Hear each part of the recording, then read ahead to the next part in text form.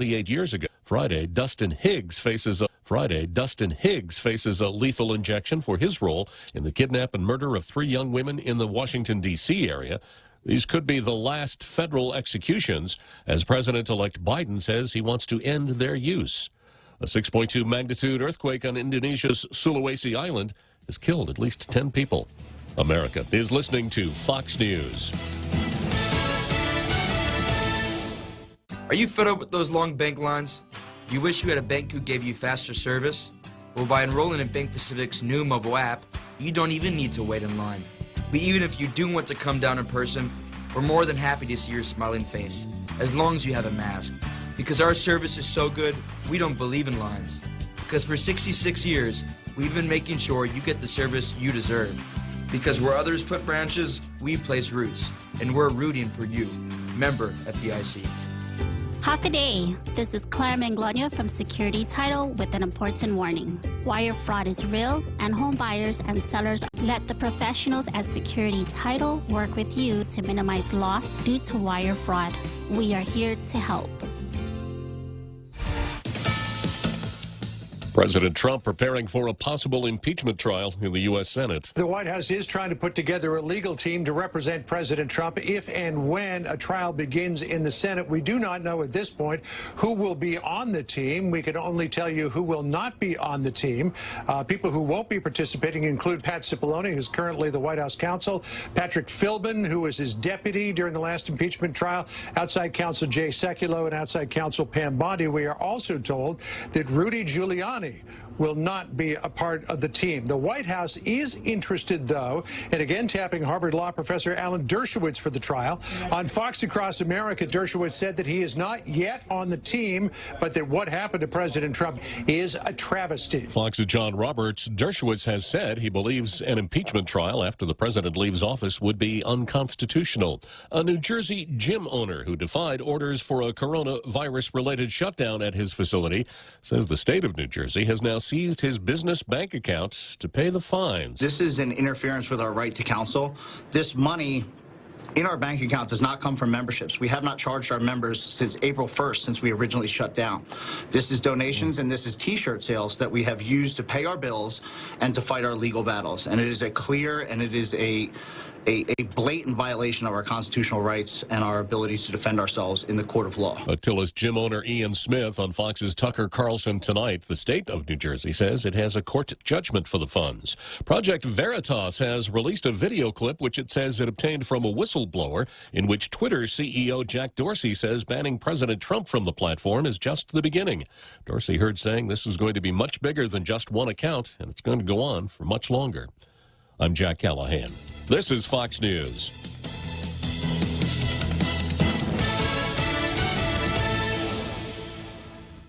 Rolling sound, quiet, and action.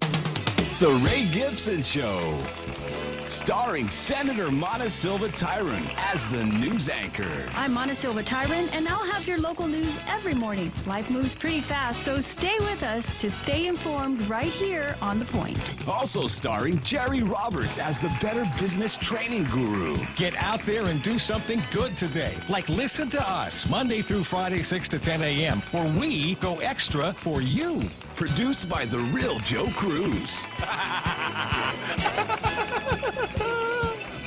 And your warm and intelligent host, Ray Gibson. It's the Gibson Stream of Consciousness. All the players and all the games with cameos and calls from the most interesting people like you.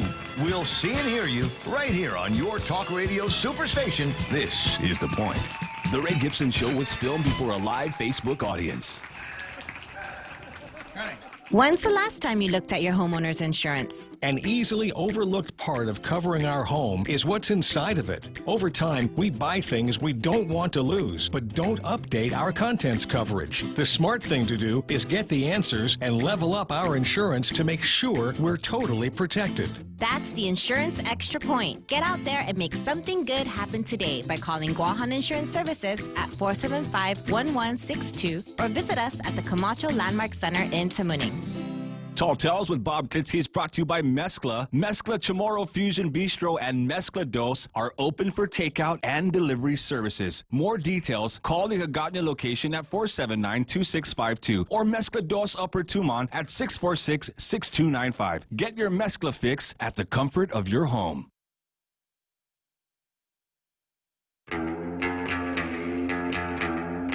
Welcome to Tall Tales with Bob Klitzkie, the only show on talk radio where common sense is a lot more common. Phone lines are now open at 888-TALK. That's 888-8255. And now, The Point proudly brings you Tall Tales with Senator Bob Klitzkie. A well-regulated militia being necessary to the security of a free state. The right of the people to keep and bear arms shall not be infringed. Chief Judge Francis Tydenko Gatewood said at the hearing on Thursday, where the judge sentenced Blas, "I don't know what went on in your mind, but you are here today. You appear to be remorseful." Tydenko Gatewood sentenced Blas to 37 months in prison. Blas has spent more than a year in jail since the FBI and other federal agents arrested him for extorting money in exchange for postal mailboxes in the Jonia Mayor's office jurisdiction. Blas was given credit for time he spent in jail waiting for the resolution of his case, so he only has less than 2 years left of his prison sentence. Blas's case was pretty intense and left him with not a lot of wiggle room out of his predicament. He was recorded multiple times demanding and naming a price, $15,000 for a mailbox, for drug-dealing operators to use mailboxes in his jurisdiction for illegal drug distribution. And then there's some statements by Blas. At the time, Blas acknowledged he needs some money, hence the extortion. Giving him a sentence of a little over 3 years was within the end of the sentencing range for extortion charge he pleaded guilty to. Had the former mayor opted to go to full-on trial, and if he were also found guilty of the bribery charges he faces, he could have faced a maximum of 20 years in federal prison. It was a tactical move on the former mayor's part. Now, here's something that I think we all ought to pay attention to. Blas pleaded guilty to 1 count of extortion under color of official right. He was indicted on 6 counts of extortion and 7 counts of Travel Act bribery. So he pled out from under the really heavy-duty part of his indictment. It was a tactical move on the former mayor's part, certainly a good move. It paid off for him, and he's within his rights to decide plead guilty to one offense. That is, if the United States attorney offers that bargain to him. So we have to wonder, why did the United States attorney offer that bargain? Now, one of the things that I don't think is ever a good use of our time is to try to second-guess prosecutors on the plea bargains they enter into. First of all, it's very complicated, and it comes down to, well, what would you rather have? Would you rather have him plead guilty to a lesser charge and know for sure he's going to jail, or take it to trial with some rather, possible risk, wind up with a hung jury or a not guilty, and the guy doesn't go to jail at all? So plea bargaining is an art, not a science, and it's probably not a good use of our time to second-guess United States attorneys or Guam prosecutors as to how they go about entering into plea bargains. But it doesn't change the fact that Blas got off rather easily, considering he had a 13-count indictment, not to mention all of the stuff that came out during his trial. The marshals, the police, his beating up and kidnapping, what was her name? Bendiola, his former girlfriend, who, by the way, ratted him out. Yeah, she's the one that tipped off the FBI. The FBI went out and got a hold of Kinian, who they had busted for a sort of a, I guess you'd call it extortion down in Agate, and she cooperated, so she'll get off a little easier. She cooperated, and as Francis Gatewood said, Kinian was the best informant she'd ever seen. She not only was put herself in a position where she could record Bloss's damaging remarks, she even got some of it in writing. So not only was he not very honest, he wasn't very smart either. Here's the punchline then. Bloss pleaded guilty to a single count of extortion as a government official. But as far as sending a signal to the community so that future officials will not do the same, there's not much in this case to serve as a deterrent. Helping illegal drug dealers and spending just a little more than 3 years behind bars isn't going to stop others from doing more of the same. So the Post is looking for a hanging judge. Lock him up and throw the key away. What is the boiling temperature of oil? Is that knife that we use for drawing and quartering, has anyone sharpened it recently? Yeah. Now, Judge Gatewood had mentioned that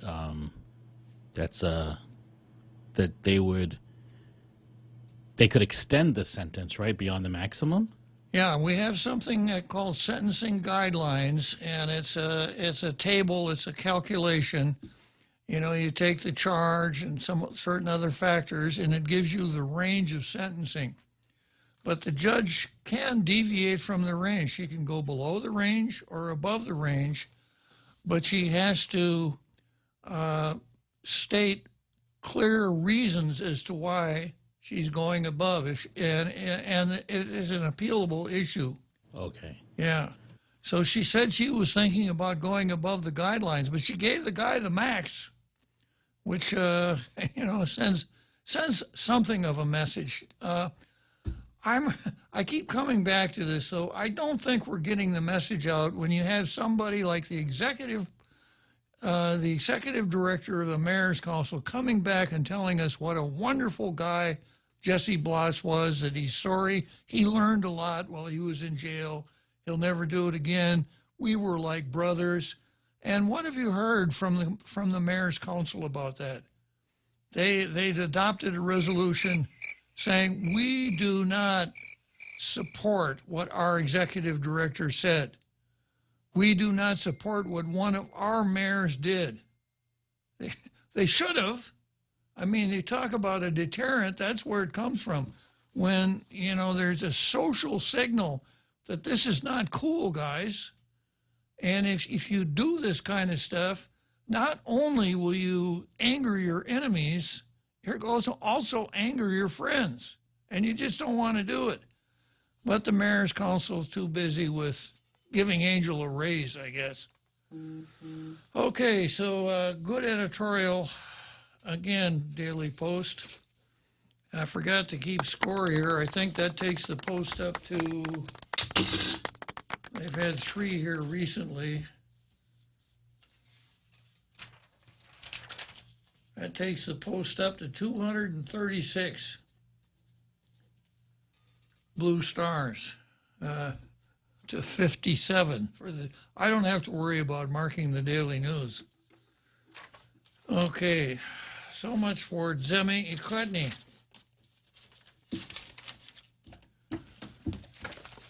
Okay, let's go on to the card then. I got some show notes. And I start out with Clint continues as the Minister of Electricity. I think it was yesterday that I explained that under the parliamentary system, which is used in the United Kingdom, people elect members to the House of Commons from their own districts. They have district elections for members of the House of Commons. Once the House of Commons is seated, They then elect what are called ministers. The number one being, guess what? The prime minister. And the prime minister is the head of government. He's not chief of state, but he is the head of government. And then there are other ministers. There's the chancellor of the exchequer and the sea lord of the admiralty, and on and on and on.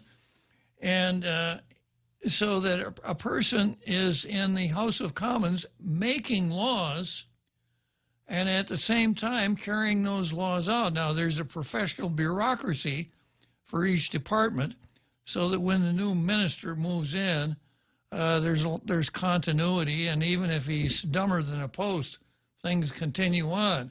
But still, the minister controls. There's a minister of education who controls education in the United Kingdom. We don't have that system here, of course. We have three separate branches.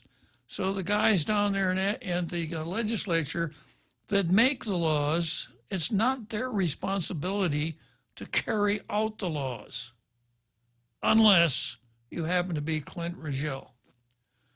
And it looks like Clint, maybe Clint will make a motion, will start a move to amend the Organic Act so that we have a parliament instead of a legislature, so that he could be the minister of electricity, because he knows far more about it than anybody on the CCU, the directors, or anybody else that has any business with the CCU. So that's the top of the card. Yesterday in Trump versus Trump, I asked, is Trump a tragic hero? As we know, the tragic hero from Greek and Shakespearean literature. So today I follow up with the wisdom of Pat Buchanan and the tit for tat of Green versus Biden. So I think we can finally say that the Republicans are going to go green here for a short time. I suppose that Sandy Cortez will try to slap Ms. Green, I think her name is Marjorie, will try to slap her for cultural appropriation.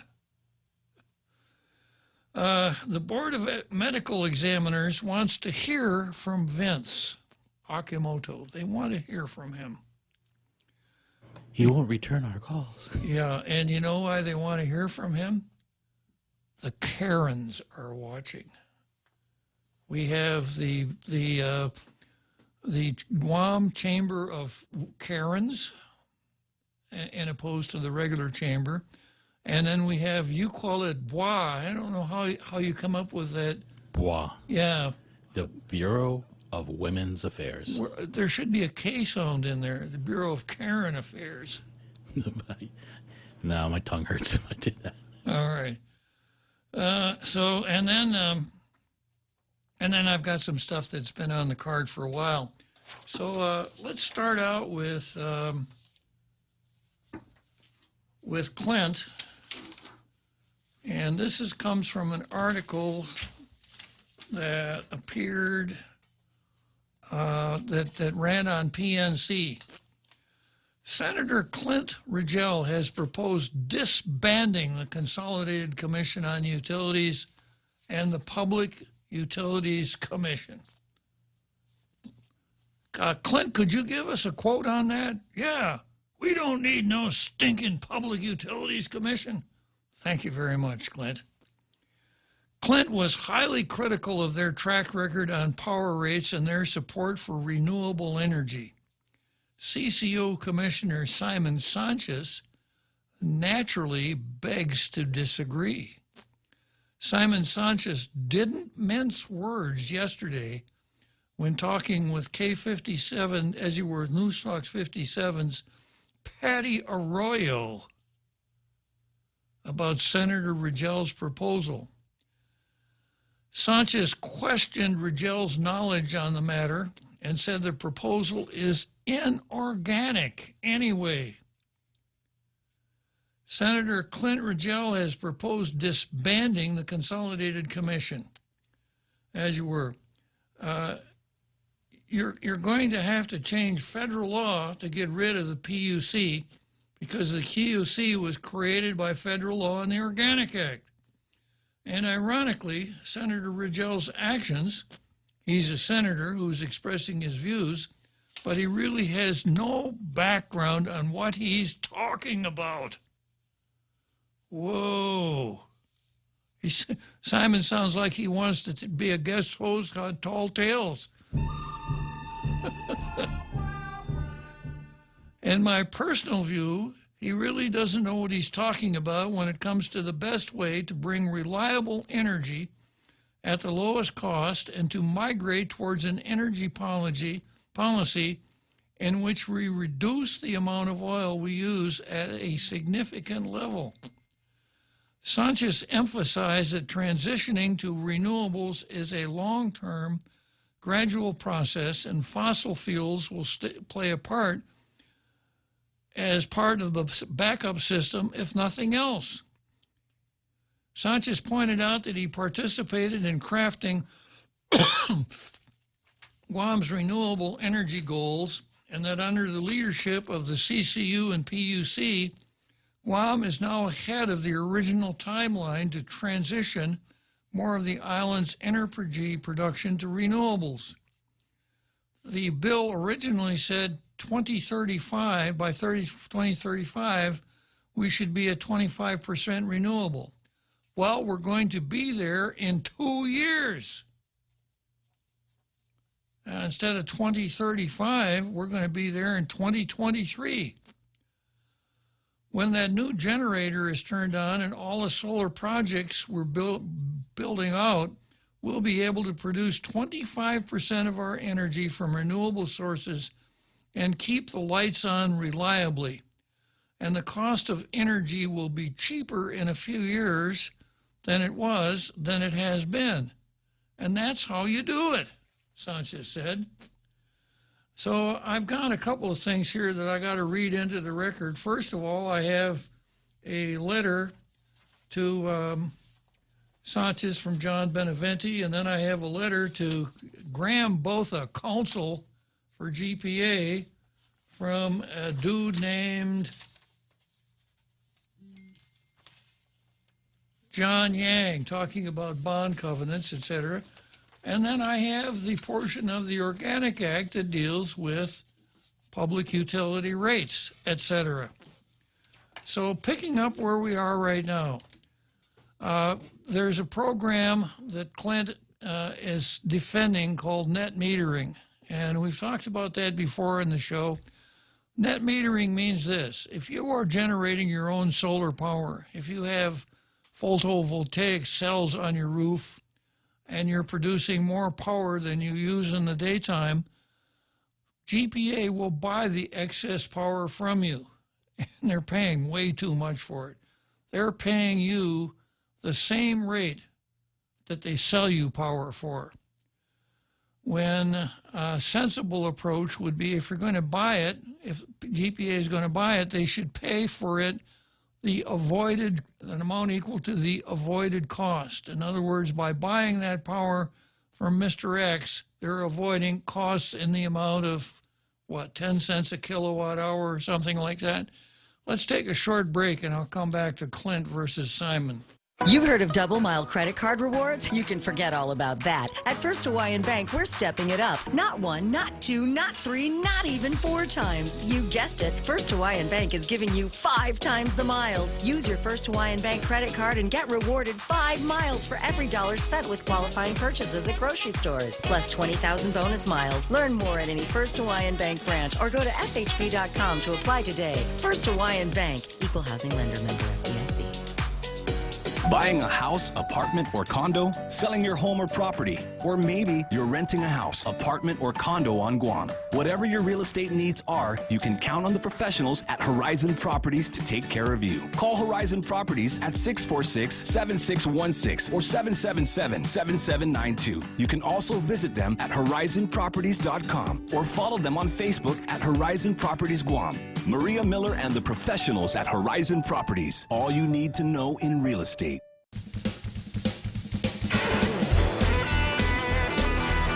And now, Now, back to Tall Tales with Bob Klitzkie, the one radio show politicians don't want you to listen to. Call now, 888-TALK. That's 888-8255. So we're talking about the Consolidated Commission on Utilities and the Guam Power Authority. Now, going back to basics, we have a power authority and we have a water authority, and they are both standalone government agencies. We could call them companies. Each has a general manager, and the governing board for both those utilities is the Consolidated Commission on Utilities. So both the power authority and the water authority set rates. And we have another organization called the Public Utilities Commission that approves the rates that CCU brings before it. So if the power authority says we've got to pay less for the electricity that we're buying under this net metering program, they make a presentation to the CCU. If the CCU buys it, thinks it's a good idea, they will adopt it by resolution. They will send it to the Public Utilities Commission and ask that the Public Utilities Commission approve that initiative. If the Public Utilities Commission approves, it's the rate. If not, that's it. So it's we've got a couple of protections in there that are actually designed to keep rates as low as possible, while sustaining the Power Authority and the Water Authority. And the Public Utilities Commission also sets rates for the commercial port and for the solid waste facility. So it's a pretty good system, all in all. But Clint has maybe has too many greenies around him. But this idea, well, it's green, therefore it's good. Clint wants to go to solar power right away. He wants to extend the what amounts to the test period for the buyback program. He wants to double that period. He wants, in effect, he wants to protect the net metering program so that more people will take advantage of net metering, thereby costing the Power Authority more money. Because when you pay your power bill, you're billed by how much electricity you use, but you're buying more really than just electricity.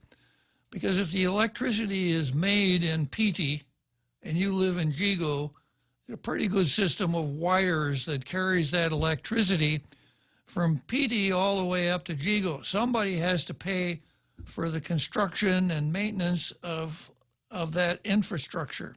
And it is an extremely complicated and technical area. So, you could have the best generator in the world, but if you're not hooked up to it by a wire, you're not going to get any power. And the same thing goes with solar power. If we had enough solar power today that we could light every house on Guam every day, but not every night, and we didn't have any infrastructure, it wouldn't do us any good, because that electricity would never get to anyone's homes. Yesterday we had Bob Kelly, who is very knowledgeable about this stuff, explain to us that even if we have a fully developed solar power facility and we've got the infrastructure to carry the power, we still are going to need conventional fossil fuel generators, because the solar power is fickle. When a cloud goes in front of the sun and the sun's rays aren't able to hit those photovoltaic cells, there's no power there. So if there's no power, guess what happens? Everything goes off. Your computer goes off, your lights go off, on and on and on. Now, a solution to this, of course, is batteries, so that you wire batteries into the system so that when the sun is not available, the batteries supply the power, but we're a long way from the place where the design of batteries is such that they could fully sustain the amount of power that could be supplied by solar generation. So we're going to need fossil fuel generations for quite some time until battery capabilities increase dramatically. And it's not going to happen in my lifetime. It's probably not going to happen in most of yours either. It's a long haul.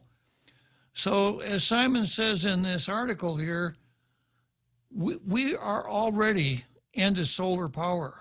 And we're moving that way, but it has to be gradual. You can't get ahead of the technology, or you wind up with very cheap power. You know how much your electric power costs you when the power goes off? It doesn't cost you a cent. It's free. Yeah, and that's where we would be if Clint were the Minister of Utilities. Now, Clint has been warned about this stuff before. There is a letter of October 6th that was sent to Clint by John Beneventi when Clint tried this last time with Bill 315. So what he did was he took 315, he jacked up the radiator cap, drove another bill under it, screwed the radiator cap back on, and gave it another number, but it's the same old bill. And Beneventi winds up by saying Bill 315 also seeks to determine the rate GPA must pay for excess energy generated by NEM customers and sold to GPA. This provision clearly violates bond covenants as opined by Mr. John Wang of ORIC, Bond Counsel of the Government of Guam. Okay, and I have ORIC's testimony here. And he says, the Guam Public Utilities Commission was created in the early 1980s in connection with the Federal Financing Bank's refinancing of certain short-term GPA notes. All is described in Section 1423A of what amounts to Title 48 of the U.S. Code. One of the refinancing authorized by the Organic Act was required by the United States Congress to be a condition on the establishment of an independent rate-making authority by the government of Guam. The purpose of the establishment of the Public Utilities Commission was to keep rate-making out of the political arena. And then there's a footnote, and I read the footnote. We don't want Clint Rigel messing with it. No. Yeah, thank you.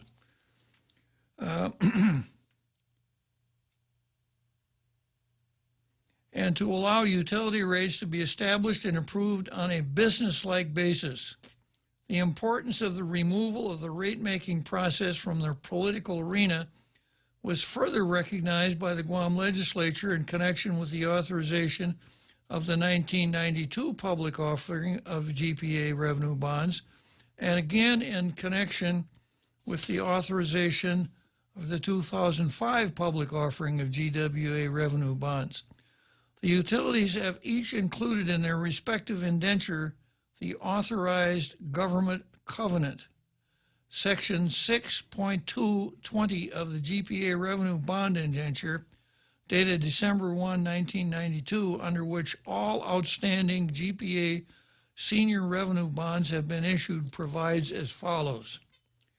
The government hereby pledges to the holders of all bonds that the government will not repeal, amend, or modify Chapter 12, Title 12, Guam Code Annotated in any way that would substantially impair the powers, duties, or effectiveness of the Public Utilities Commission thereunder in relation to the authority and its rates.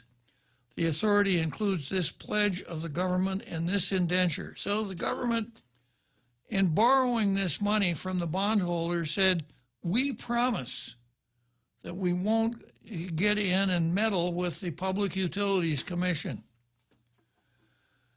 As a result, the government has made contractually binding promise to GPA bondholders, as authorized by statute, not to limit or alter the rights and powers vested in the PUC in relation to the approval of the rates to be charged by GPA. The proposed legislation would, among other things, effectively amend the Public Utility Commission statute by increasing the aggregate capacity limit for net energy measurement calculations and to establish the rate at which customers are to be compensated. The Public Utilities Commission would no longer be empowered to regulate such matters and certain other matters mandated by the legislation. As a result, the proposed bill, if enacted, would limit the power and independence of the PUC as a rate-making authority and would be a breach of the government's covenant and GPA's indenture. Now, Clint has had this thing since last October.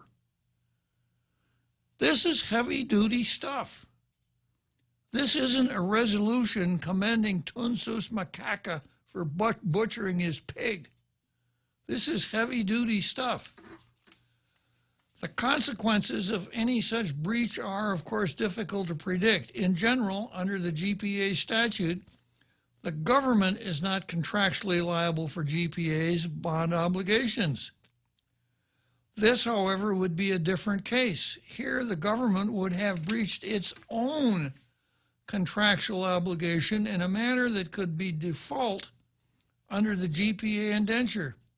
Indenture defaults can result in the acceleration of the bonds, and the government might find itself liable for significant damages. So default means this. These bonds, just like your mortgage, have an acceleration clause.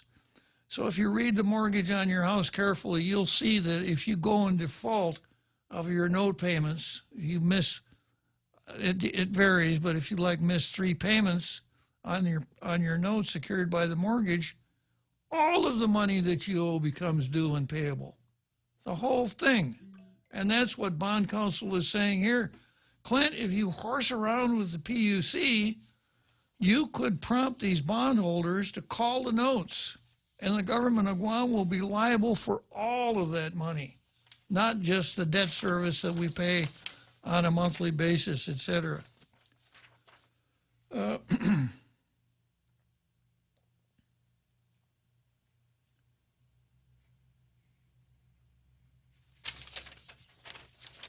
In addition, of course, the various other corollary effects of any limitation or alteration of the PUC rate-making authority in respect of GPA, including such things as reevaluation of GPA's bond credit ratings, are beyond the scope of this letter. But you got to think about it. If one of the reasons that these bonds are marketable is because people who, examine them, underwriters look at this and say, well, here's your protection from the risk. There is a provision in the Organic Act of Guam that said there must be an independent rate setting organization.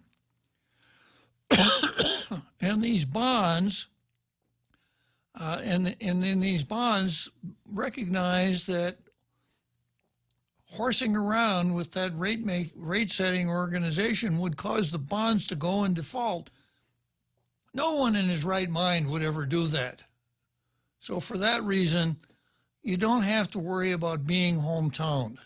And this is what I mean by that. We go and borrow several $1 million on the bond market, and we build our generation, we build our power lines, etc. And then Don Parkinson comes along and says, vote for me. I will never raise your power bill. I don't care about the price of oil. I don't care about anything else. I will not raise your power bill or your water bill. So the rates don't go up. And everybody says, hooray for Don Parkinson. What a wonderful senator. May he rest in peace, by the way.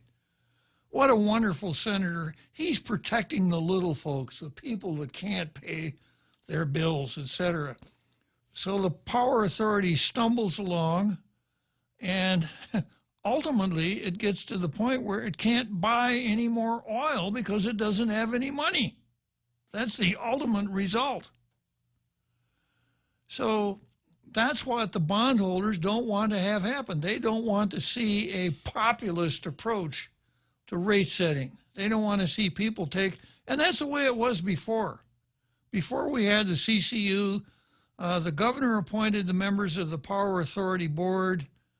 I will leave it to you to determine what the relationship is between governors and board members appointed by a particular governor.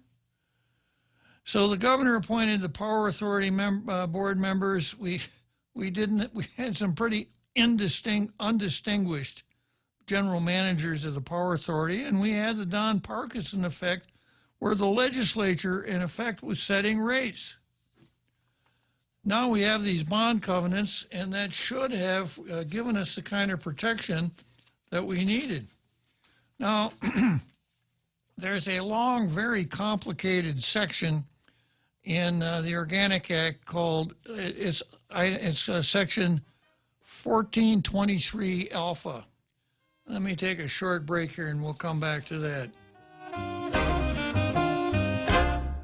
It takes all of us to protect Guam. Join the Guam Visitors Bureau in our social media campaign series aimed to protect our island and each other in this COVID-19 era. Participate in the Protect Guam movement by wearing your mask, showcasing Guam's heroes, staying active, and downloading the Guam COVID Alert app. Post and share your content with us. Use the hashtag #ProtectGuam, and you could win $100. It's that simple. Check out visitguam.com for details. Let's reclaim our lives, our economy, and our tourism industry. Okay, Google. Hey, Siri. Hi, Bixby. Go ahead. I'm listening. Open the Point app. Opening. Live stream, on demand, swap stations. Check out the visual radio. Get the free app available on the App Store and Google Play, or go to thepoint.gu.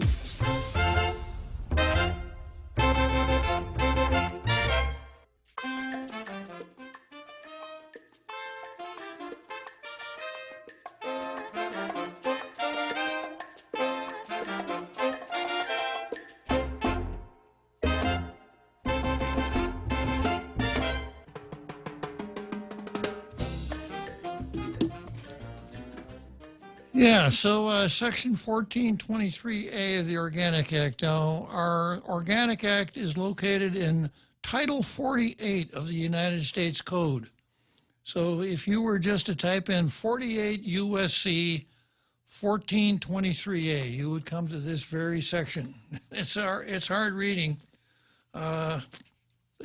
small type, and there's a lot crammed into this page, but I went through it and I found the really key portions here that we need to concentrate on. And it talks in terms of the obligations that refinance such principal amount shall mature not later than December 31, 1990, and shall bear interest at a rate to be determined in accordance with Section 2285 of Title 12. At the request of the Board of Directors of the Guam Power Authority for a second refinancing agreement, and conditioned on the approval of the government of Guam pursuant to the law of Guam, and conditioned on the establishment of an independent rate-making authority by the government of Guam. So when Simon talks about the Organic Act, the Organic Act establishes what I would call a condition precedent. In order to get this funding, the government of Guam must establish this independent rate-making authority, which we call the PUC, which is exactly what the government did. And then a little later on, the Federal Financing Bank shall purchase such Guam Power Authority obligations. So we're selling them to the Federal Financing Bank. If such Guam Power Authority obligations are issued to refinance the principal amount scheduled to mature on December 31, 1991.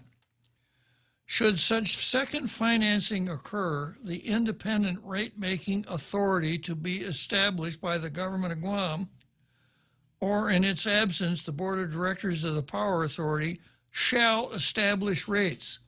So our Organic Act, this amendments to the Organic Act say either the Power Authority or the PUC establish rates. I don't see Clint Rigel's name in here anywhere.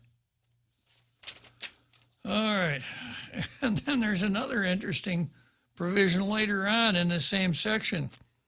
Should the Guam Power Authority fail to pay in full any installment of interest or principal when due on the bonds or other obligations guaranteed under this section, the Secretary of the Treasury, upon notice from the Secretary, shall deduct and pay to the Federal Financing Bank or the Secretary, according to their respective interests, such unpaid amounts from sums collected and payable pursuant to Section 1421 of this title.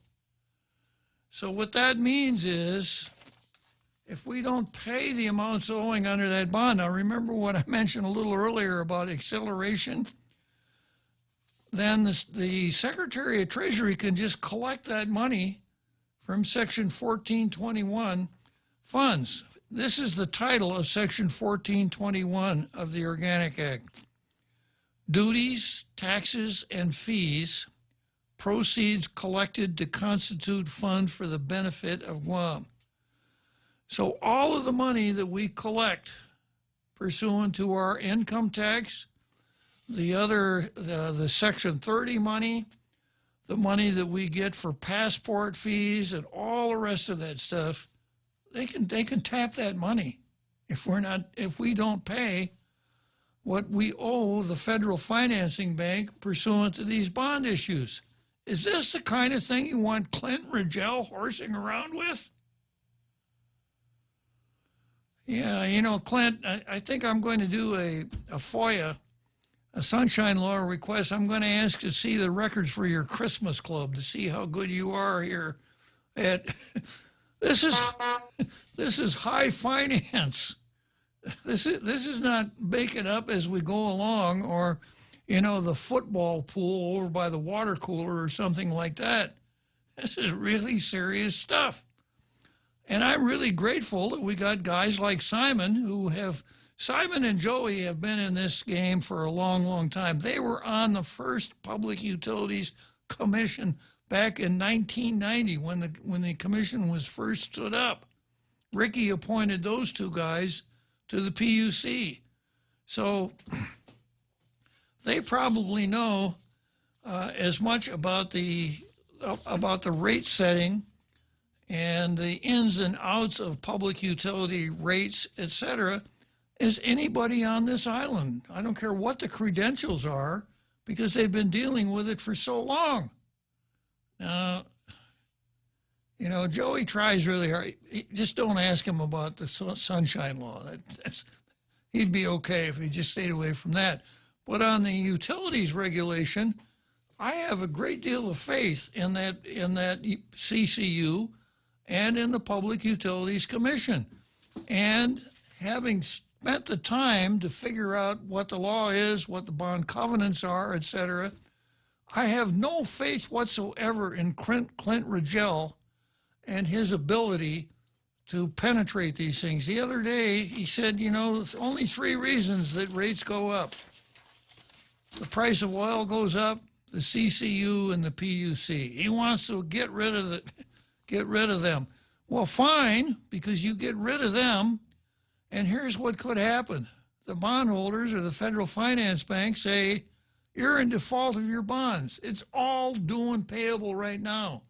And as far as the Federal Finance Bank is concerned, they'll just come in and take the money from the Director of Revenue and Taxation. You know, we've got a pickup truck outside. Load the pallets of $100 bills on that pickup truck. We'll pretend that we're Barack Obama in Iran. And away we go. So, Clint, you've ridden it far enough. You know, if you wanted to be recognized as a populist, Why don't you just let it go and say, well, I tried, but the problems are insurmountable, and I'm going to keep an eye on those power rates for our people. Try to make a good speech out of it, but don't ruin it for everybody else. So that's Clint versus Simon. Clint, the story, Wayne Chargelow's story, Senator Clint Ridgell has proposed disbanding the Consolidated Commission and the Public Utilities Commission. He was highly critical of their track record on power rates and their support for renewable energy. Okay, let's, we got a short break coming up here, and let's see who I got in the green room right now. Another Joe, what a surprise. Okay, another Joe, right after the Hamtime show, we'll give you a ride on the Ferris wheel.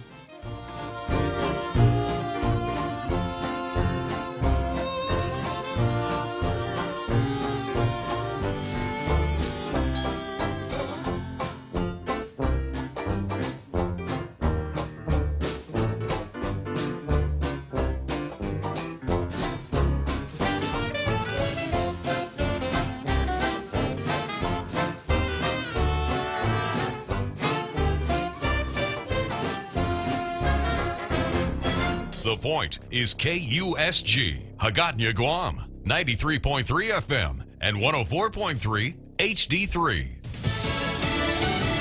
President-elect says he has a plan. I'm Jack Callahan, Fox News. For economic recovery from the coronavirus. President-elect Joe Biden revealed what he calls the American Rescue Plan to tackle the pandemic and get direct financial assistance and relief to Americans who need it the most. He's calling on Congress to approve the $1.9 trillion plan. It includes another stimulus check for qualified Americans. This one for $1,400 on top of the $600 checks already approved by Congress. $2,000 is going to go a long way to ease that pain. Billions would also go for COVID vaccines and testing. Fox's Jill Nato. Friday, Mr. Biden will offer specifics on his plan for 1 million inoculations a day during the first 100 days of his administration. The FBI worried about next week's inauguration. We're concerned about the potential for violence at multiple protests and rallies planned here in D.C. and at state capitol buildings around the country in the days to come. Director Christopher Wray says they are monitoring online chatter about possible violence. Acting Attorney General Jeffrey Rosen warning. We will have no tolerance for any attempts to forcefully occupy government buildings. There will be no excuse for violence, vandalism, or any other form of lawlessness. Many have blamed Trump supporters for last week's rampage at the U.S. Capitol, but a left-wing activist with ties to an anti-Trump group is now being held in Utah on federal charges for entering the Capitol last Wednesday. He claimed he was there to document what was going on, but in videos he posted online, John Sullivan can be heard egging on the protesters, saying, "Get this expletive burned." Federal government has executed a drug trafficker for a series of slayings in Virginia in 1992, despite his recent COVID-19 infection. Corey Johnson, the 12th inmate put to death since the federal government resumed executions in July. America is listening to Fox News. Are you fed up with those long bank lines? Do you wish you had a bank who gave you faster service? Well, by enrolling in Bank Pacific's new mobile app, you don't even need to wait in line. But even if you do want to come down in person, we're more than happy to see your smiling face, as long as you have a mask. Because our service is so good, we don't believe in lines. Because for 66 years, we've been making sure you get the service you deserve. Because where others put branches, we place roots. And we're rooting for you. Member FDIC. Half a day. This is Claire Manglona from Security Title with an important warning. Wire fraud is real, and home buyers and sellers are one of the biggest targets, even on Guam. When sending money by wire transfer, be sure to confirm the wire instructions by phone, not email. In this case, it's good to be suspicious and know who you're dealing with. Let the professionals at Security Title work with you to minimize loss due to wire fraud. We are here to help. Twitter's CEO Jack Dorsey has reportedly told employees that banning President Trump from the social media site is just the beginning. Project Veritas releasing a video it says it obtained from a whistleblower in which Dorsey says there'll be more accounts banned and it will go on much longer. An international expert is concerned about the precedent that's being set on social media. Dr. Yuval Shani is chair of international law at the Hebrew University of Jerusalem and chair of the UN Human Rights Committee. Raises a lot of concerns about what is the source of accountability here. I mean, what sort of accountability these networks have and what sort of transparency they have in terms of how they're going to apply their policies from here onwards. Shani also concerned about the optics of banning the president but letting despotic leaders around the world remain on the platforms. Gary Baumgarten, Fox News. Social media platform Parler has asked a judge to issue a temporary restraining order against Amazon Web Services to restore its online presence because of postings made on the site. The U.S. government has blacklisted a Chinese smartphone maker and China's third largest national oil company for alleged links to China's military. U.S. investors will have to divest their stakes in those companies by November.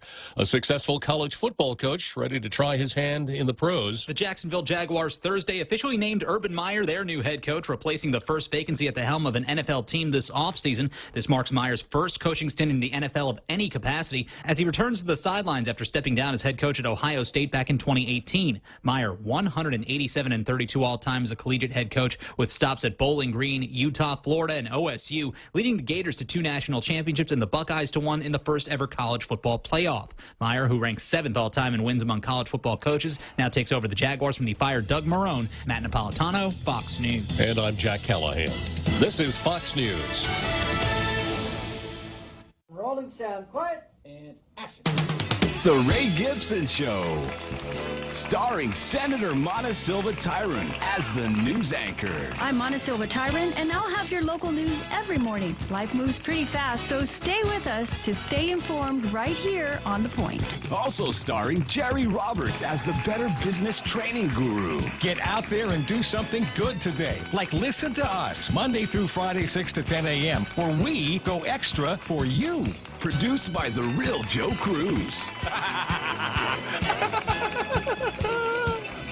And your warm and intelligent host, Ray Gibson. It's the Gibson Stream of Consciousness. All the players and all the games with cameos and calls from the most interesting people like you. We'll see and hear you right here on your talk radio superstation. This is The Point. The Ray Gibson Show was filmed before a live Facebook audience. Chili's has a dinner deal you can't miss. Enjoy a tasty appetizer, 2 bottomless Coca-Cola beverages, and 2 mouth-watering entrees, all for just $35. Treat yourself to entree options like our fall-off-the-bone baby back ribs, personal fajita with chicken, or the ultimate bacon burger. Chili's, 2 for $35. Available daily from 3 p.m. to closing for patio dining or takeout. Chili's is located on the 2nd floor of the Tucumán Sands Plaza. Call 648-7377 to place your takeout order today. With Chili's, you can still savor the moment at home.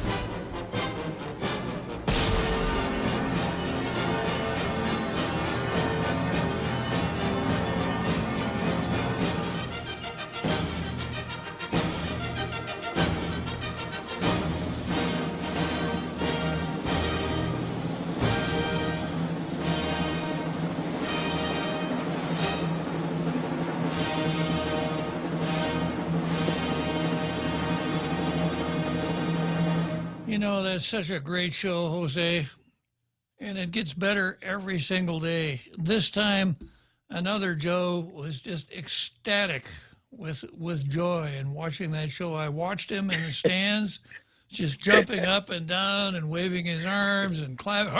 You know, you really enjoyed it today, didn't you, another Joe? No, I was just calling the hot dog and peanut guy over. Yeah. But Uncle Bob, so well, see, these are issues that are carried over from the 35th Guam legislature. And somehow the incumbent senators have found a way to survive getting enough votes, and former senators have won seats over. So the question is, I think they're already preparing for the to list their accomplishments in the next campaign. So, being that we're not getting much revenue for anywhere except for our national federal government, we're not getting the so-called marijuana industry revenue. We're not getting very much in the terms of tourist dollars because of the lockdown. All these senators are scrambling to find an issue they get traction on to put forward as their accomplishment for the next go-around in their campaign. And so here we have Senator Rogel. It's kind of a waiting game with the marijuana issue, I guess. And I'm not sure if he still has tourism or he ever had tourism. But now, obviously, he's involved in the utilities and the CCU. I kind of wonder, though, Kabab, when it comes time to hand out the chair positions, isn't the speaker part of the decision-making process? And I like the idea of Teresa Hogg being the speaker. However, this is the time for her to prove, right, her abilities, her skills, right? And kind of wonder, is not the utilities, right? The GPA, is it not an important part of our daily standard of living, or our concerns? Because she was open to handing it over to Rogel. Well, when it comes to committee chairmanship, it's a negotiated process, and it's very complicated because you have some people. You have a candidate for the speaker. This time we had two, and there will be those who are shooting to be chairman of the Committee on Rules because that's where the power is. And then the fourth important position is majority leader. The rest, so different people, different senators have different ideas as to what they want with committees. So it comes down to, a trading contest. Well, I could see you as speaker because I think we could work really well together if you were the speaker and I were this is an example. If you were the speaker and I were the chairman of Committee XYZ. Oh, you want Committee XYZ, huh? Yeah, well, I'll tell you what. I got a couple of other people that are supporting me for speaker. I think I could get them to go along with you getting that chairmanship. So it's a very complicated, at least eight-sided negotiation where everybody is, in a sense, it's kind of like an eight-pan poker game. Because part of being successful is not really laying your cards on the table. I've seen situations where people get forced into the chairmanship they really want. No, I don't want that. I don't. Well, if you would do that, we'll give you this, that, and the other thing. Well, I don't want to, but I'll take one for the team. So I got two theories on Clint. First theory is that, he thinks he could maybe revive the common economy by shutting the power authority down, hoping that one of these cultural groups will put together a vocal of the load-shedding blues. And it will be so popular on the international music market that will reap huge benefits from the sale of the rights to that song, the load-shedding blues. That's one theory. That maybe isn't my best theory. My second theory is this. He tried the same thing last time, and you remember even Joe San Augustine, the committee chairman and co-sponsor, got cold feet And you remember it was on the session agenda. One would have thought on the session agenda, that means we got 8 folks that are going to vote for it. It comes off the second session agenda. Joe says, send that baby back to the inactive file.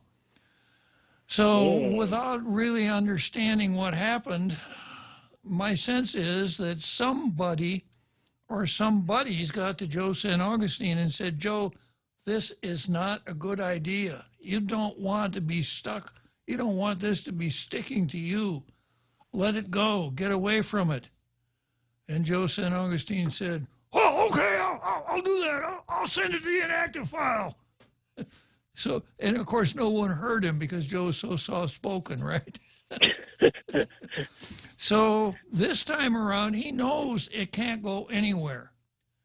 But when it comes time to talk about your accomplishments, Clint climbs on the stump and says, oh, I fought for you. I fought hard for you. I fought to keep your power bill down.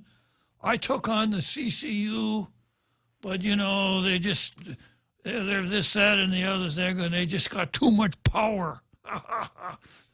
Power, get it? They had just too much power for me, and I couldn't, but I'm going to continue to working to keep your power rates down. And I had the same thing with the Visitors Bureau. You know, they don't want any marijuana, cannabis. They don't want any cannabis anywhere, so they come up with this argument about the tourist area. I'm a fighter. I'm for you. My last name is Rigel, but it's really populist. That's my theory, another Joe. I thought you were going to say Trump. So basically, he's just building up to get attention. And as they say, was it Trump said, no news is bad news, so to speak. There's no such thing as bad press, bad publicity. No such thing as bad press. Yeah. So he's just gearing up to make sure that he gets his share of press. So when Clint starts his speech, you younger folks won't remember Buffalo Bob Smith and Howdy Doody time. Well, boys and girls, out there in the peanut gallery, remember my bill to keep your power rates low. Right, another Joe? Howdy Doody, that was a popular character on Happy Days too. Richie Cunningham bringing up Howdy Doody. So it kind of gives an idea and insight into what these senators are up to. If nothing, he wins by getting attention, and he gets someone to blame if it doesn't get traction, regardless of all the details, data, facts that you put forward. Very educational. But if we go through this plan, we're basically shooting ourselves, or hamstringing ourselves. So it looks like Clint is not content with just shooting himself in the foot. He's looking around for an automatic weapon. It's terrible. We're going to have to call these senators, Uncle Bob, and if that's all they're doing, really. If they're at least their only expectation is to be able to get some sort of credit or some sort of attention in the press for the next go around, we need to call them on it. And we saw it's not exactly the same thing, but I'm just guessing, Kabab, that when the senator who we shall not name, unless we get her permission first, she brought up, the director or whatever his title is of was it housing? Was it quoting? The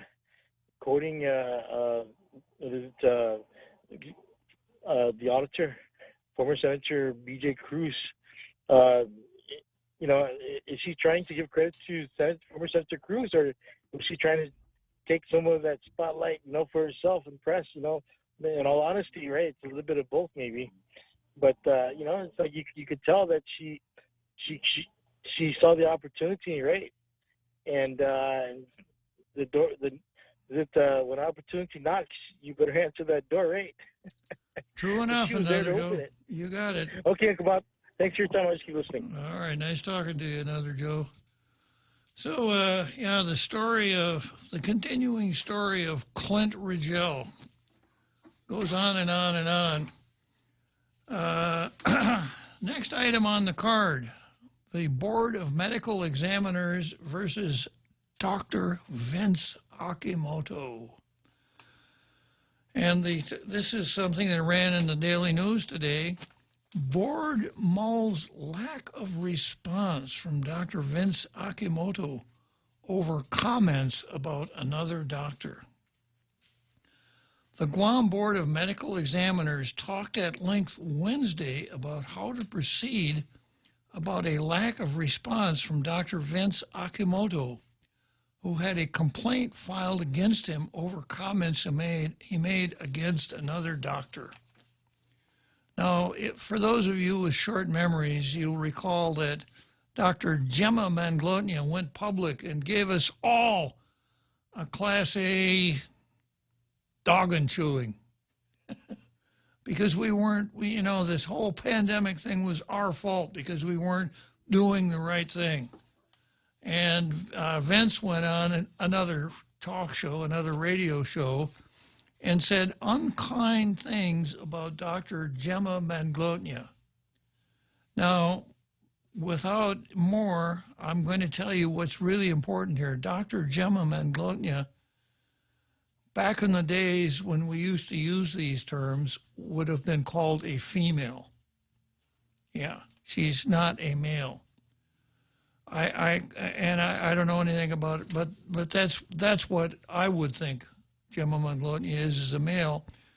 And Vince used some rather importune language in criticizing Dr. Manglotnia, which would have gotten him in trouble on Tall Tales.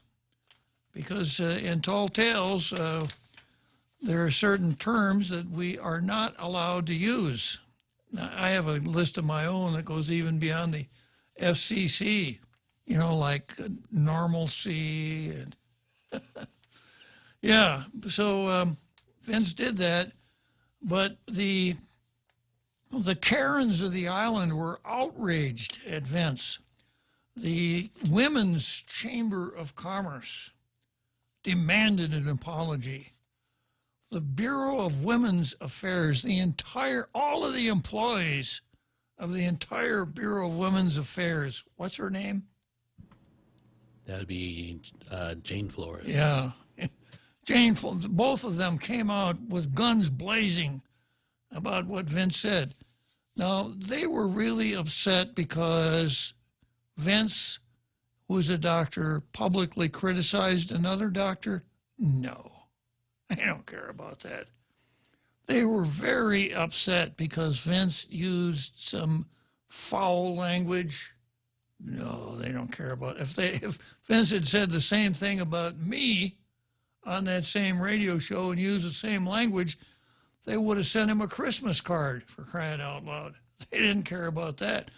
What Vince did, which is unpardonable nowadays, he had the temerity to publicly criticize a woman.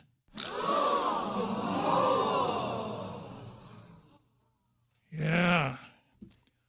Now, that wouldn't have been blasphemy back in the day, but it is nowadays. You can't do that. So, of course, I don't know if it was just the Women's Chamber or the Women's Chamber and the Bois, or both of them, sent complaints to the Guam Board of Medical Examiners.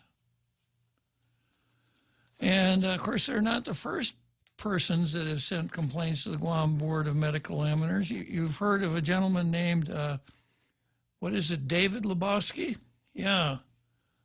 Has an extremely sad story about how his son was 4 years old at the time. Yeah, very young, died in a hospital overnight. And David points out that the nurses and the doctors would not take him to the emergency room. the doctor wouldn't come in, etc. So David made a complaint to the Board of Medical Examiners and I don't know who else. And, you know, we read a lot about that, how the Board of Medical Examiners jumped on that like a duck on a June bug. Not. But this is really serious here because the Board of Medical Examiners knows that the Women's Chamber of Karens and the Women's Bureau of Karens are watching every move they make or every move they don't make. So here's the story. The Guam Board of Medical Examiners talked at length Wednesday about how to proceed about a lack of response from Dr. Vince Akimoto, who had a complaint filed against him over comments he made against another doctor. Akimoto in August 2020 made public comments about then Department of Public Health and Social Services Medical Director Dr. Jana Manglotnya. Akimoto, in a video call with KUAM, said he disagreed with Manglotnya's statements. There you go, see, right there. He disagreed with her statements about the reason for the spike in Wuhan virus cases in August and called Manglotnya a pompous B word.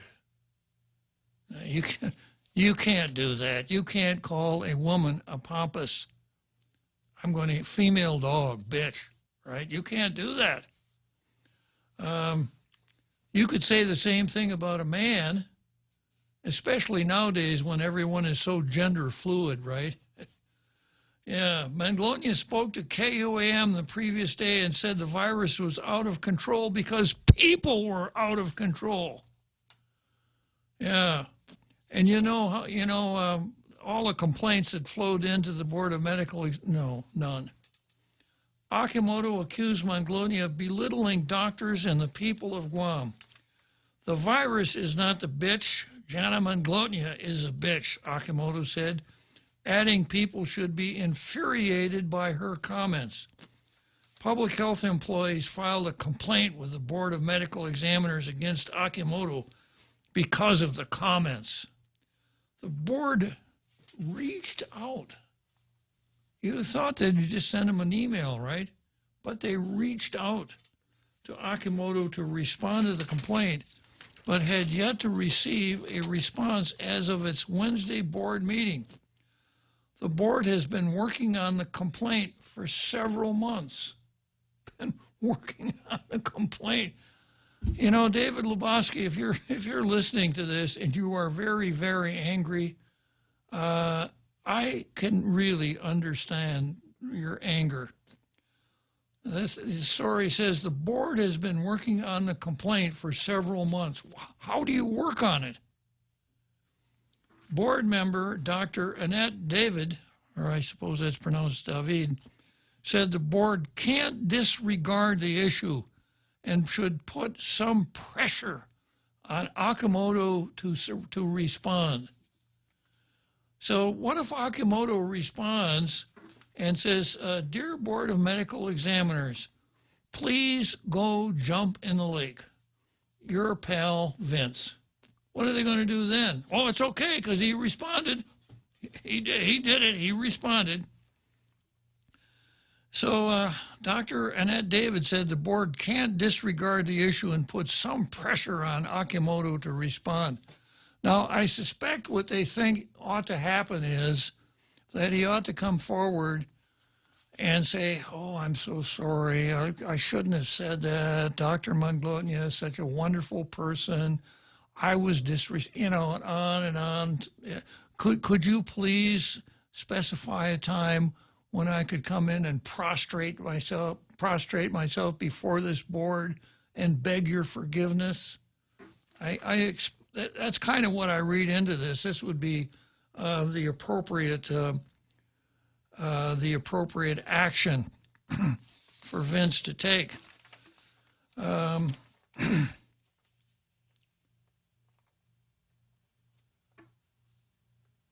As part of the Medical Practice Act, doctors who fail to cooperate with the board can face discipline. We'll see. board members said it was unclear what kind of discipline Akimoto would face. Well, again, we can go down. How about drawing and quartering? Tar and feathers, maybe, huh? Or back in colonial New England, they had the stock, and the stock was a device where you bend over and you play, and there were three hollows. You put your arms in two of the hollows and your neck in the other one, and then they brought another piece down and locked you there. So they're sitting there like this all day long, and everybody would come by and laugh at you and tease you. Throw tomatoes at you. Throw tomatoes at you, etc. Maybe that would be appropriate for put Vince in the stock. Okay, let's break for the seventh inning stretch, and I'll come back here to the Board of Medical Practice. Mezcla Chamorro Fusion Bistro in Hagatna and Mezcla Dos Upper Tumon are now open for takeout and delivery services. For more information, call now at 479-2652 or 3 or Mezcla Dos at 646-6295. Mezcla Chamorro Fusion Bistro brings you island hospitality with the true taste of modern Chamorro cuisine at the comfort of your own home. They take your local favorite dishes and serve them with extra flair you will only find at Mezcla. Mezcla, a true taste of Guam. Everyone has a busy schedule these days, and sometimes we forget to schedule our routine dental checkup and cleaning. Don't neglect your dental health. Schedule one today with Dr. Robert Yang and his Smile Team, conveniently located at the East West Business Center on Marine Drive, Upper Tumon. Call us today at 647-8702 or 3. Again, that's 647-8702 or 647-8703. We make smiles happen.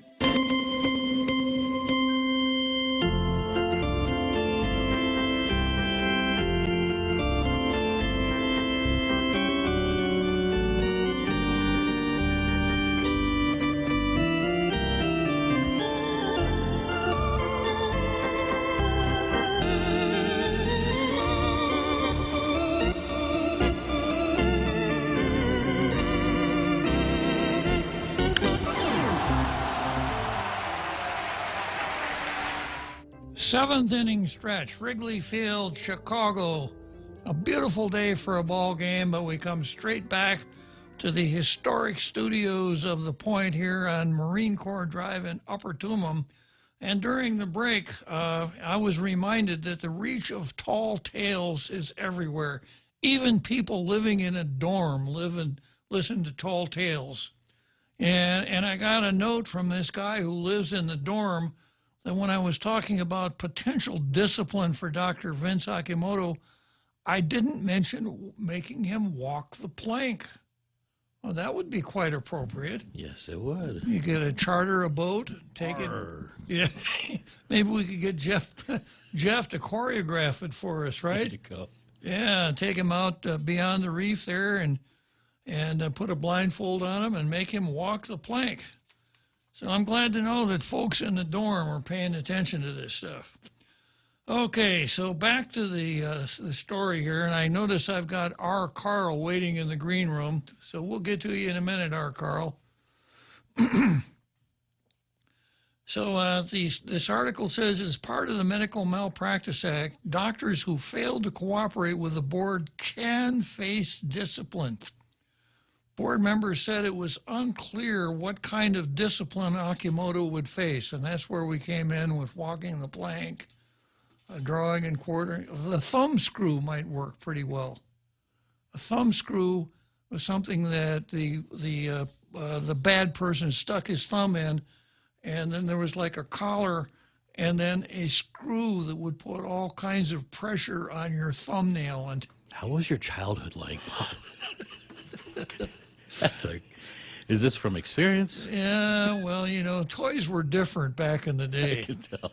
You had a lot more resilient as a kid back then. Yeah, we were a whole lot tougher than these snowflakes of the 21st century. Okay, so so they didn't know what kind of, they were unclear what kind of discipline Akimoto would face, but were in agreement that a letter should be sent to him asking him to respond to the complaint or face possible discipline. footnote, Vince, we don't know what the discipline would be, but you may have to face it. Board Vice Chairman Phil Flores said Akimoto shouldn't have his license suspended just because he yelled, and said since he's known the doc, Akimoto has been the kind of person who can get passionate about the issues, which is good. You know, it's good that he speaks out. And it's just unfortunate that we live in this age when you cannot say anything critical about a woman. That's where he went wrong. Okay, if he went wrong at all. Board members said the issue was Akimoto hasn't responded after several attempts, which could be viewed as not respecting the board's authority. Where are my pearls? Not respecting the board's authority. Oh, my goodness. Jenna, you thought you had it bad when he disrespected you on Malfunction's radio program. Look what he's doing to the Board of Medical Examiners. He's ghosting them. He's not respecting their authority. Board Chairman Nathaniel Berg said the board isn't even looking at the merit of the complaint, but rather the lack of response from Akimoto. Did they just cancel Magnolia? I guess. Yeah. Oh, boy. Yeah, what he said about Magnolia, that's nickel-dime stuff. This not respecting the board and not responding to our letters, that is heavy duty. Jenna who? What was her? I forgot her name. We forgot what the complaint was. Yeah, well, it's not that important. It's the idea. The really important thing is responding. So I've got 10 GCA Chapter 12, and I found the part about the medical examiners. The Guam Board of Medical Examiners, within the context of this article, and the requirements of due process shall have the following powers and responsibilities. 1, promulgate rules and regulations. None. 2, select and administer licensing examinations. 3, evaluate medical education and training of applicants. 4, evaluate previous professional performance of applicants. 5, issue or deny initial or endorsement licenses. 6, approve or deny applications for license registration and renewal. 7, receive, review, and investigate complaints. 8, receive, review, and investigate reports received from law enforcement agencies, healthcare organizations, governmental agencies, insurers, and other entities having important information pertinent to the professional performance of licensees, like David Lebowski. Yeah. 9, issue subpoenas. Subpoenas ducus tecum, administer oaths, receive testimony, and conduct hearings. 10, discipline licensees found in violation of the Medical Practice Act. Okay, fine. So they have the authority to discipline licensees. 11, institute actions in its own name and enjoin violators of the Medical Malpractice Act. So do you read 10 and 11 together and find out that what the board ought to do is file a complaint against Dr. Vince Akimoto and ask for an injunction enjoining him from saying unkind things about Jenna Manglotnia, or even better yet, unkind things about women. 13, reinstate revoked license at its discretion, but to use such discretionary authority in a consistent manner with great assurance that the reinstatement of a license will not jeopardize the public. Now, there's nothing in these rules that says that they can revoke a license. So it's implicit here in number 13, if they can reinstate it, you can make an argument. It's really a weak argument that you could revoke a license. But it would be a field day for a journeyman attorney if there were an attempt to revoke his license based on the implication of number 13 here, that they could reinstate revoked licenses. They can develop and adopt a budget. They could receive, review, and investigate, peer review, finding an action, etc. And that's it. So there's nothing in their statute that says what they can discipline licensees, but what the discipline would be, hard to say. And I read the word due process here somewhere.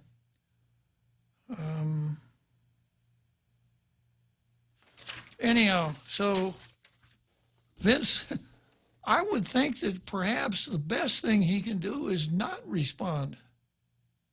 Because no matter what he says, it's going to be the wrong answer. If he apologizes, then they're going to say, yeah, see, he knows he did wrong. He apologized. Let's sock it to him. And if he writes and says, what I did was something that I thought the situation demanded, the response would be, well, he hasn't learned anything. We've got to punish him. So it seems to me that it's a no-win situation for him.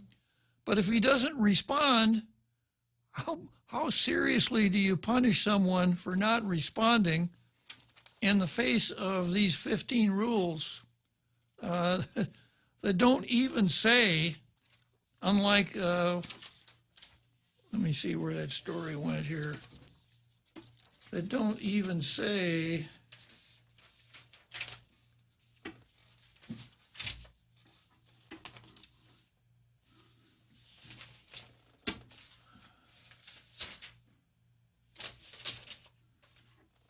oh, yeah, here it is.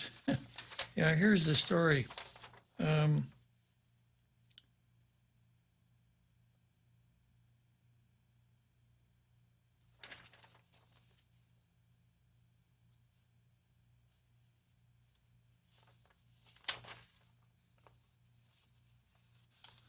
The story said the Guam Board of Medical Examiners talked at length Wednesday about how to proceed about a lack of response from Dr. Vince Akimoto, who had a complaint filed against him, etc.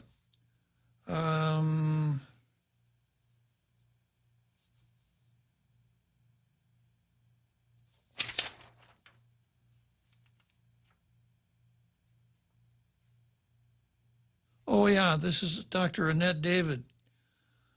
Because Akimoto hasn't responded, he could be put on notice that he violated the Medical Practice Act and could be subject to disciplinary action. Now, I read that, could be subject to disciplinary action for not responding. So, which is the worst sin? Not responding to a note from the medical examiners who have been working on this for months, or addressing head on the charge that he has publicly dissed a woman. That wouldn't be a hard one for me. But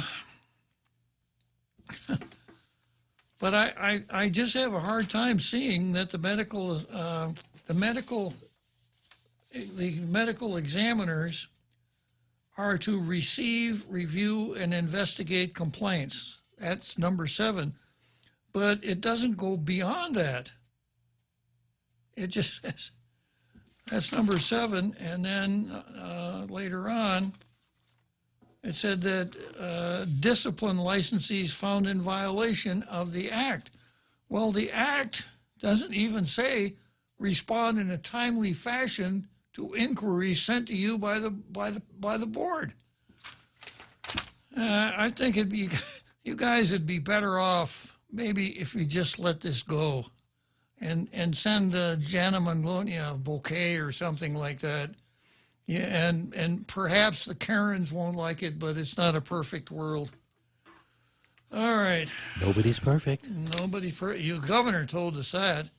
So let's see. I've got the most dangerous man in the room here on the line. And, if I were Vince, if I had to appear before that board, who I'd want walking into that room right beside me? You got it. Nelson. Carl Nelson. Hello, Carl. Hey, good afternoon, Bob and Jose and your audience. I just wanted to weigh in on this. I was looking at some photos recently of the persecution that went on during the Chinese Cultural Revolution. A lot of black and white photos online. If you Google that under images, you'll see terrible photos of people being paraded before crowds, some of them bleeding, being spat on and slapped and kicked and punched. And we're not quite at that point yet, but we're headed in that direction. I've seen a crowd of students gathered around a professor who had dared to say something politically incorrect, and they were screaming at him, yelling at him, telling them they wanted him to leave, to disappear, to go away. I mean, they were unhinged. And what gave me a little insight into what is going on is, among other authors, is David Horowitz, who was born to two card-carrying communist parents. His first few decades of his life, he was an open Marxist, and he was editor for Ramparts, which was a big left-wing publication back in the day, the 60s. But he said in one of his chapters in a book I was reading that to the left, they're in this progression. They're progressive. They're progressing toward this social justice utopia, what used to be called communism, but communism has kind of become passé, and it had a well-earned reputation. So they've backtracked to socialism, which is always the precursor for communism. Communism is heaven on earth.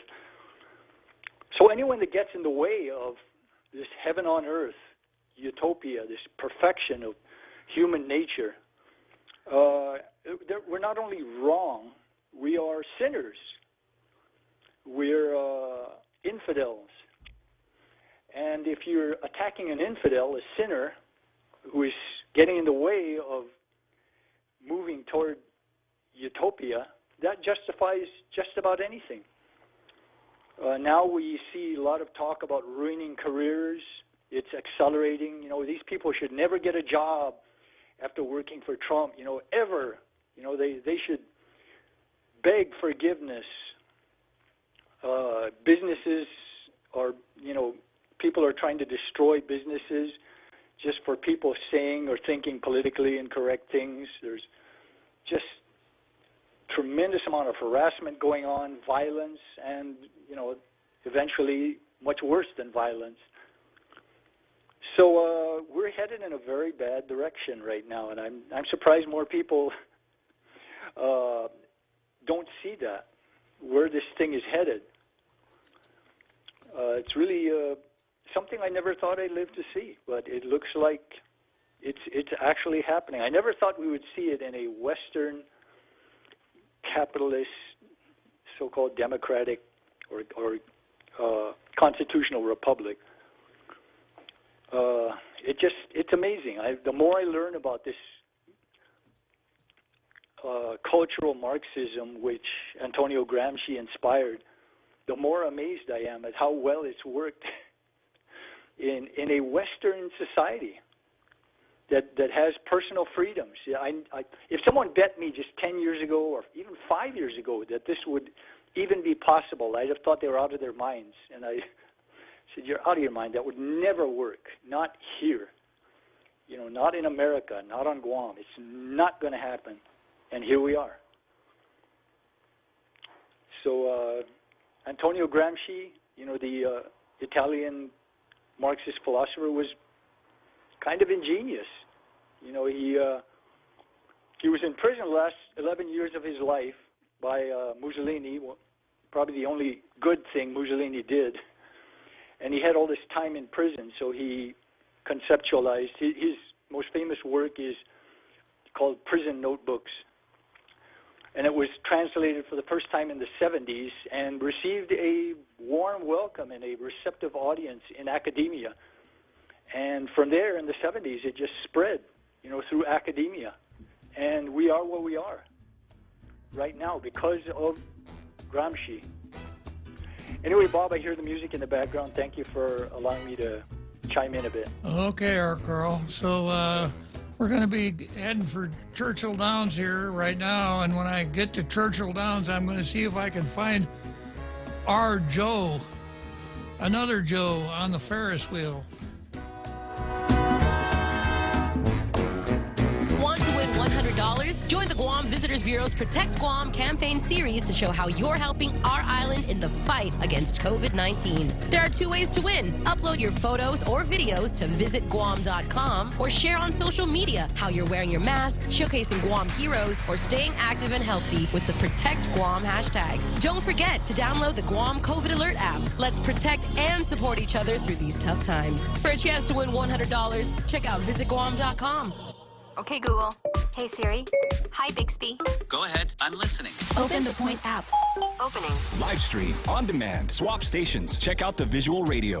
Get the free app available on the App Store and Google Play, or go to thepoint.gu.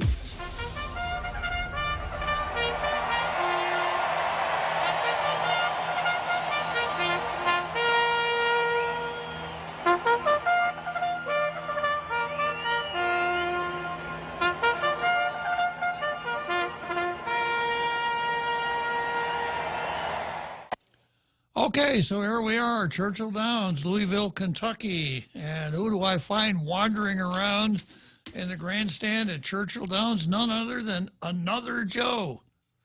You want to ride on that Ferris wheel again, right, another Joe? Right, another Joe? I couldn't resist it, Bob. I was going to say, is it our Carl there? He was bringing up the issue of younger generation really taking to this the idea of socialism and the danger of it becoming communism, right? Or the reverse. If it's not yet communism, it backtracks, and it's like it's anchored in socialism. So I just want to remind everyone that it's perpetuated through the public school system. It's a liberal Democrat, far left Democrat issue. Platform issue, and of course they get their accreditation, and a lot of the idealists are within the university itself, our UOG, and so the question is for them to be recruiting individuals of this mindset.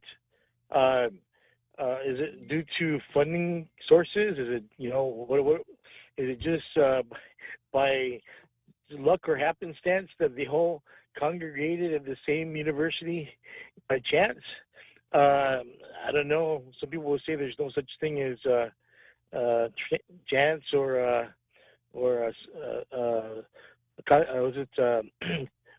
something that's coincidence, but.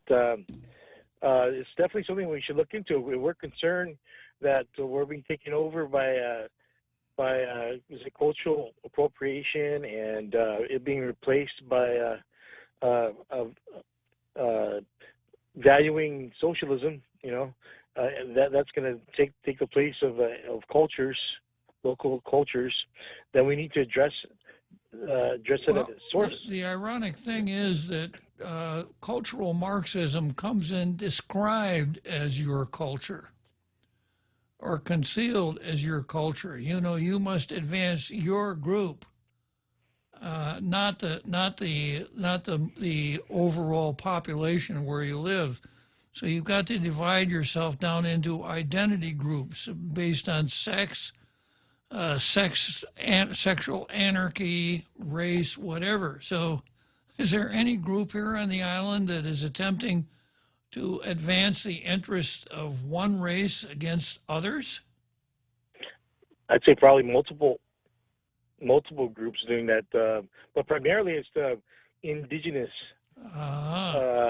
Unfortunately, I kind of identify with the local Chamorro culture to a good extent, but I also see the value in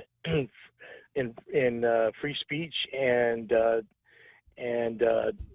free market and a republic form of constitutional republic form of democracy. These are all important concepts, ideals to me that maintain. Have you been colonized? Another Joe? I'd say I've been Christianized, but that's not a bad thing. Because if we were practicing this critical race theory, that would be the question back to you. Don't you recognize that you're a member of an oppressed group, and that your oppressors keep feeding you these things like what you just said, just to further your oppression? But what you ought to be standing up for is Chamorro separation. The Chamorros should have their own nation, and it should be separate from the United States.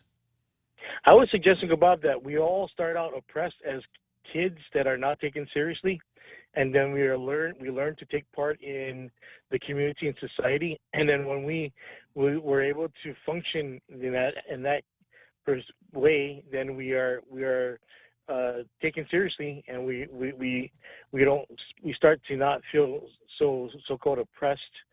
But regarding concept of Chamorro nationalism, we can already have that. With the idea is I think they want the government to be the central part of that, and the danger of that is having a central government that's in a way to communism and atheism, which definitely is not in line with my elders. My elders are Christian. That's the number one priority. And then after that would be, being Chamorro and being Asian and whatever Christian. So I think it's important to have democracy. It's important to have all those things I mentioned before. But before I take up too much more of your time, Bob, UOG, again, that's going to be where a lot of the so-called leaders of the socialist, Marxist, and possibly communist movements are going to be located. Don't use the future tense. That's where they are right now. And we need to call them out and say, hey, you people, BLM, you got communists in your midst, Marxist communists. Don't deny it. They don't deny it. And we need to address that issue. We need to have dialogue.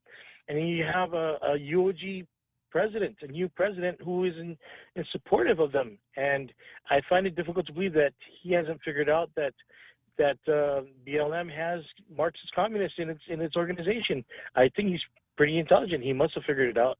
So the question is he a collaborator? Is he a supporter? Well, I don't know how intelligent he is, because he seems to have only learned one letter of the alphabet.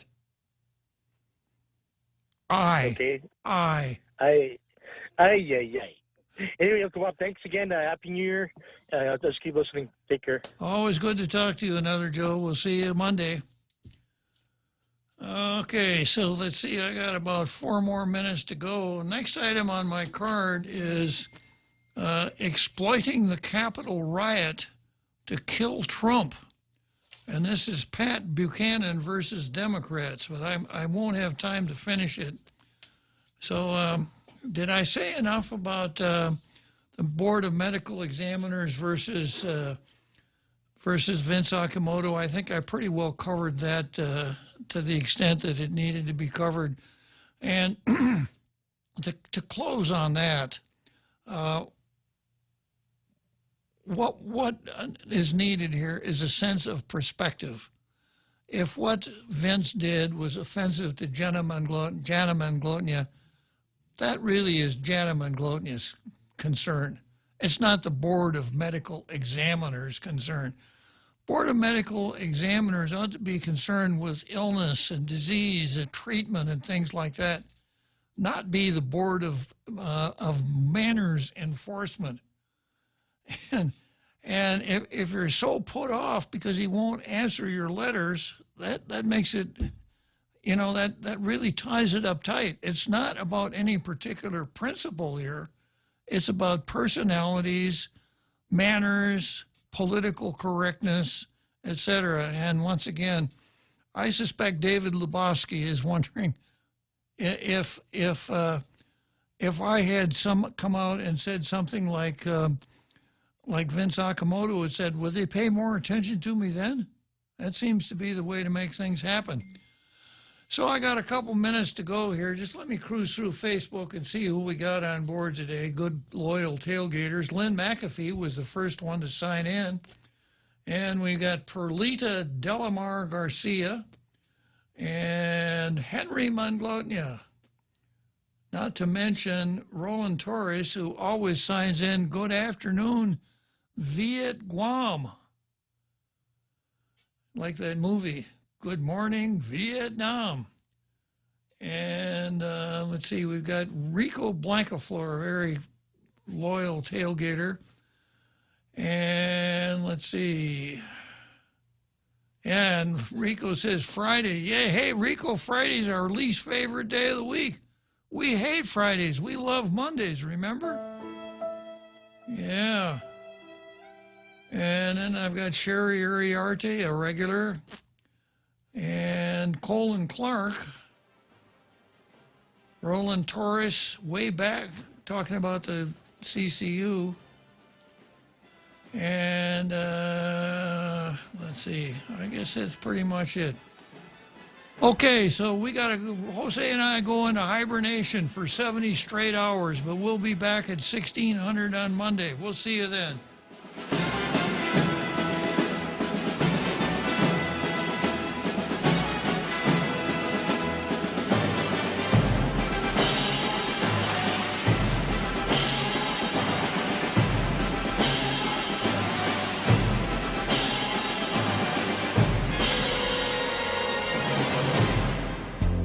The Point is KUSG, Hagåtña, Guam, 93.3 FM and 104.3 HD3.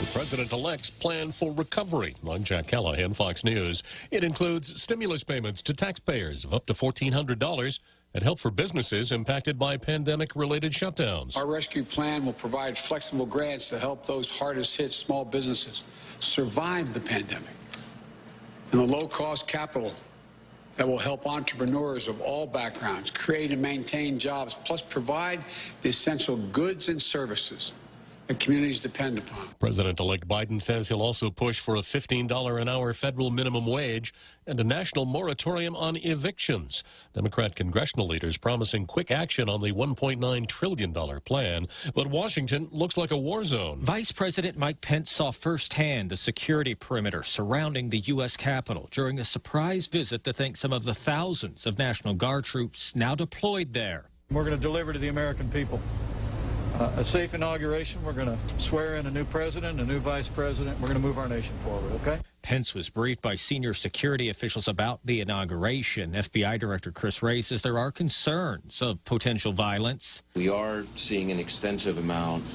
of concerning online chatter. More than 100 people have been arrested since last week's violent breach of the Capitol. Fox's Jared Halpern, a convicted killer, has been put to death at the federal prison in Indiana. Corey Johnson involved in a month-and-a-half-long crime spree in Richmond that left 11 people